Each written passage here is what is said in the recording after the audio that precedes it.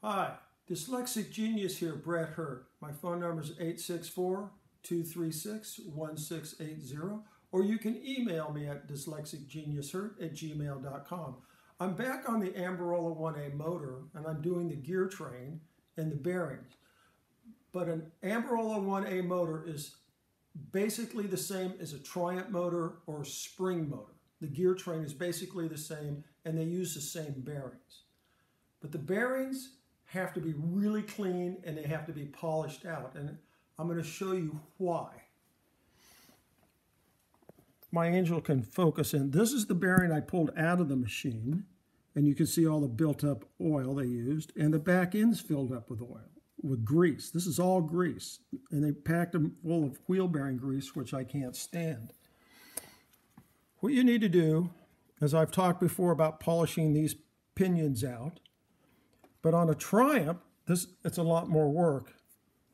You need to polish this end out because the beveled side fits in like that, and the two pieces run together here. So if there's a little burr from machining, and if you can see on camera, there is a little bit of burring here. And that happens when they're machining it. They come in with a tool like this and they hit it, but they don't ever smooth them out. And you want to just chuck those in the drill, sand them down with 320, then hit them with 600, because you want this bearing to run next to the shaft here. It hits here and it spins freely.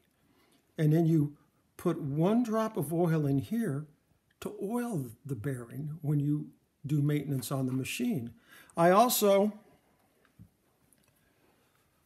flex toned everything out. And this is the governor drive gear system. And you'll see here, with no oil, it spins freely with the bearings. I have still a little bit more work to do. But I want to say one thing. You'll see that I have a stainless steel set screw put here and here to hold these in place. And I know that's not original, but why do I do that? Well, original screw, my angel will focus in, is this, and it has a flat end. And a set screw has a beveled end. So what happens is you screw the screw in and say, this is the slot, my hand. That flat screw here, it doesn't tighten down enough. When you have it beveled, the point holds better, and that holds the gear train in place. And I found a few of these wiggling when I was taking the machine apart, and I fixed these for customers if they want me to go that way. If they want the original screws, I will do it, then go back and bevel them a little so it holds tighter. But I also flex tone the inside of this one, and this one, so they slide on.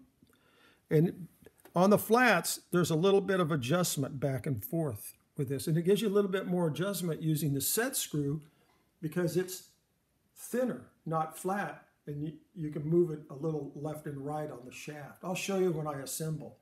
These are just really fine details you need to look at to make one of these work properly. And I just want to point this out, and that's my tip for the day.